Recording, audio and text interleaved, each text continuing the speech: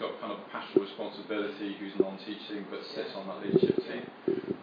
But also the fact is that we then replicate that in all of our schools, so there is very little difference, depending on really even the size of the school doesn't really make a lot of difference in some respects, that always that leadership team. And then we've got middle leadership under kind of TLRs for core and non-core and for inclusion. So they move around then?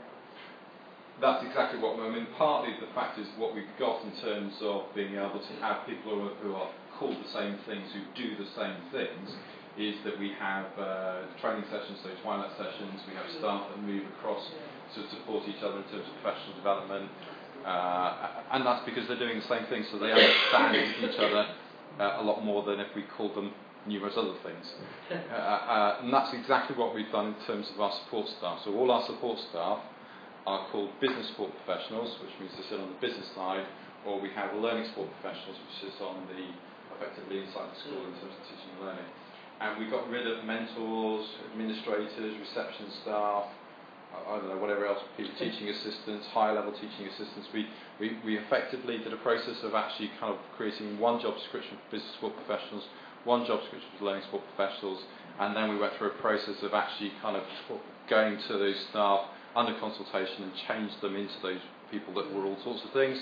And then people that we recruited new, we recruited them straight into those posts. And again, that's made a huge difference in terms of staff having a commonality in terms of how they understand what they do, why they do it. So especially supports the learning support staff. Over the last year, we've developed a wave system, we've developed professional development for them. We're looking at kind of creating a professional course with the university for an actual qualification. So it's actually created a whole structure for them.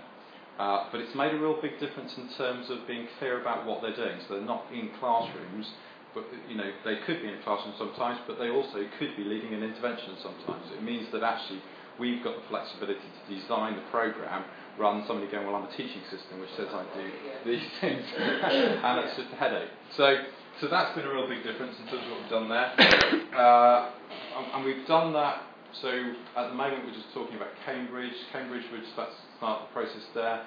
We will make that structural change in the staffing structure prior to conversion. So the staff on the 1st of September, when they come into TBAP Trust, will come in as those people. Does it have any indications as to what they currently could be earning? No, they're matched across, so it shouldn't impact on anybody's actual pay. Or what it will impact on is the fact is that we'll have a structure, and I think Angela will talk about that in terms of when we got to the trust in terms of the Oxford. The other thing we did was the TBAP T's and C's. So as I think Carly kind of referred to this morning, is that kind of the freedoms I suppose that exist through the Academy's programme. And so TBAP's terms and conditions are, when we transferred last year, we had Hammersmith and Fulham's, Kensington and Chelsea, Westminster's, Haringey's, and some ILIA ones, some odd ones as well, which were left over. So 5 terms and conditions. And it's like, well, this can't work. We can't actually, as a human resources team, actually manage that. It's really difficult for us to put in place common policy across the trust. So we did a big consultation with all staff around moving everybody under the TBAP's terms and conditions, which is not easy. It took us a lot longer than we thought it was going to take us, but it actually makes a real big difference now, because actually all our HR policies, all our performance policies, all can be the same for every member of staff. So it really works in terms of being able to support staff and to be able to. And what we did was when we matched them across, we actually went for the highest things. So we went for the best things. So it possibly cost us slightly more. It possibly we're more favourable on some levels. But again, we're trying to be competitive in a very challenging environment in terms of recruitment. So actually, it's part of the overall thing which we wanted to do really. So that made a real big difference. So that also meant that in terms of now when we go somewhere else, it means that actually though through the 2P process people will transfer on their normal standard terms and conditions, actually we've already set up a situation whereby actually we can say now that you will post-transfer, we will then look to consult to move you on to TBAP terms and conditions, which will be a lot easier. But it really has made a difference, I think, in terms of how we can operate. I'm going to leave those couple of bits because I know that you'll talk about those. So just the TBAP approach really, I suppose, quickly around really. So we have a service level agreement with with the local authorities. I spend a lot of my time talking to the local authorities about the service level agreement and the details that are in it and what we agree to and what we don't agree to and how we're going to make that work. It's an ongoing process. I think on both levels, even with the Triborough and with Haringey, it's actually been a really constructive process of working out what our new relationship is and how we work together and what their expectations should be of us, how we think they should monitor us, and what we think they should monitor us on. And it's a really, I think it's set up a quite an interesting dialogue, and I know Angela will draw on that because it's something we talk about quite often, but it's meant that we've been able to be really clear in terms of the number of places we have.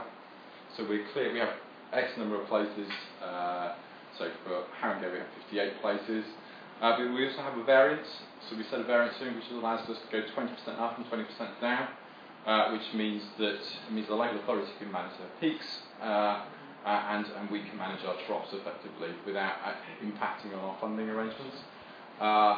So, in other places we might make that variance less, or probably won't go less, but it helps us to look at the things in terms of what they need to.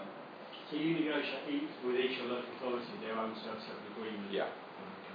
Yeah. And you don't know the individual schools? So let's say, for example, some schools that aren't in the local authority, so maybe some academies.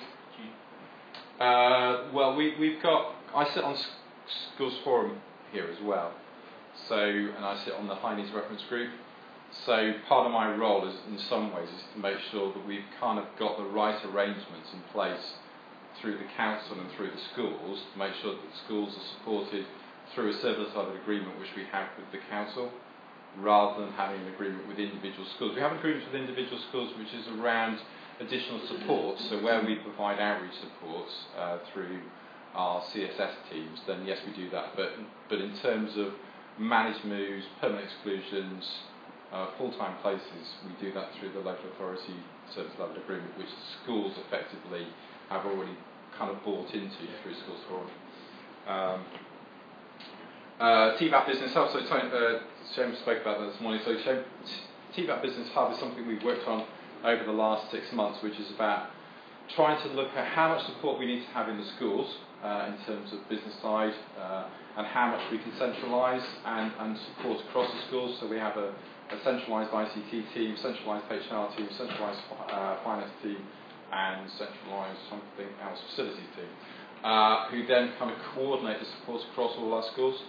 I suppose it's slightly like a mini local authority, but trying to kind of not create too much additional kind of excess kind of use or expenditure in terms of that system, but at the same time making sure that we're able to support our schools in a way in which we're not replicating it in each of the individual schools, which we're at risk of doing.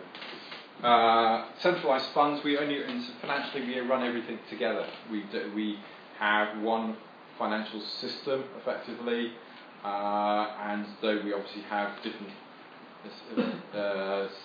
sets of things for individual schools, we look at the budget overall, and partly because we have a number of overarching services, so our TBAP therapeutic services go across all our schools, so we effectively cut a top slice, I suppose, effectively off the individual schools to be able to do that. Same as we use modern foreign languages across all our schools, we use one person or two people to do that across our schools. Enterprise activities, again, goes across all our schools. TBAP drama is another one. So again, it allows us to make sure that rather than buying or trying to get a drama teacher for 2 days a week or 2 session lessons a week in one school, we can have one full-time drama person working across 5 schools.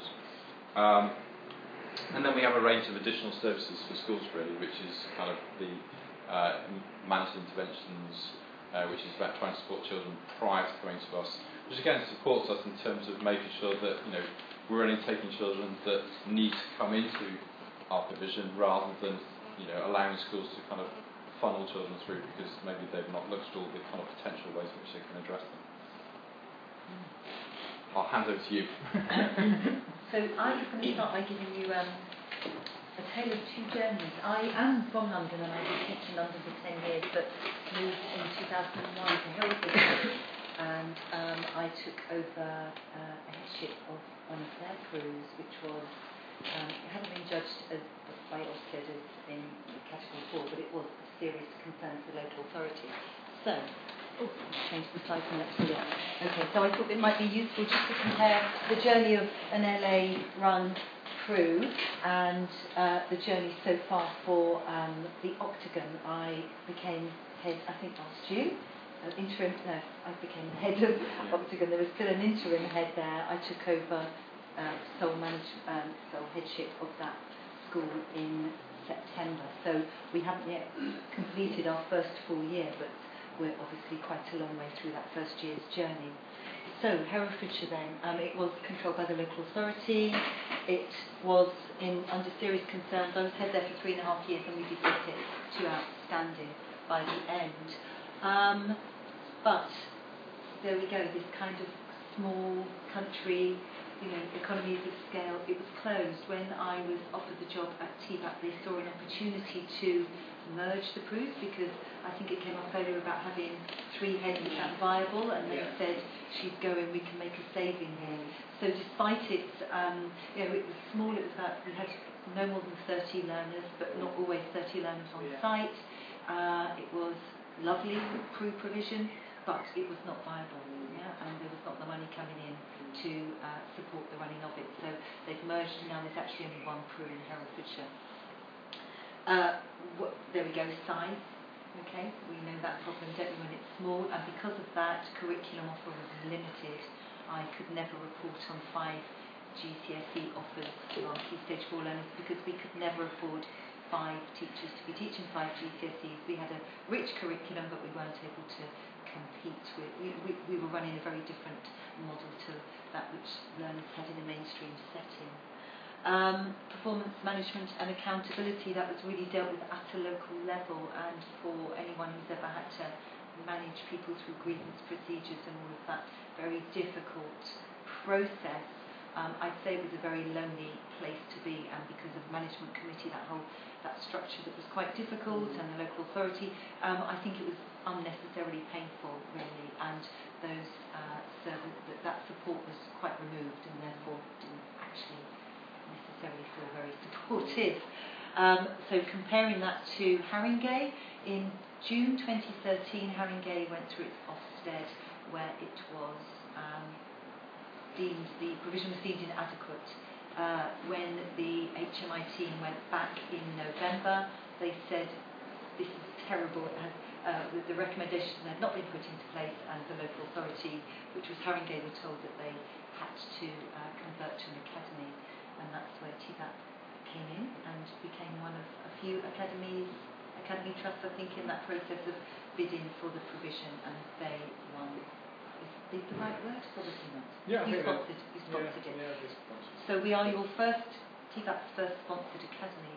So they took over last April with the Ofsted label, as the judgment had been special measures.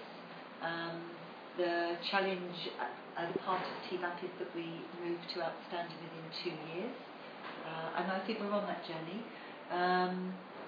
What else is different? The numbers on roll and provision in Haringey is expanding. So rather than closing down and shrinking, one of the things Nathan referred to was our agreed number, which was 58, plus or minus 20%. So we've always sat at plus 20%, and actually we're struggling to keep it to 20%. There is much more demand for provision than we have places for, so we're in some negotiation around that at the moment, aren't we? But they're also interested in us possibly taking over some other of the alternative provision in Haringey. So it's deemed already, its reputation and the confidence that the schools have in TBAP's services is high, and that's supported by the local authority. Curriculum. Can I just ask, it's quite interesting though, isn't it? Because my provision, even though it costs, we are getting more and more people sending their students to us. And it just seems to me that the government's missing a bit of a trick here. The fact is, you're all full up, and only it seems like TBAP know what they're doing, and a lot of other people don't really know what they're doing. So it's quite an interesting agenda thing that's going to happen over the next couple of years. And I suppose you're in a situation where you can force the agenda. Yeah. I think at a local, I was sorry, I was going to say at the local level, I think in Haringey there's a top slicing going on, so I'm not sure that the heads all perceive that they're, if in Herefordshire there was not top slicing, the money was delegated to schools, and so head teachers were like, what are we getting for, they kind of kept going on about how expensive proof of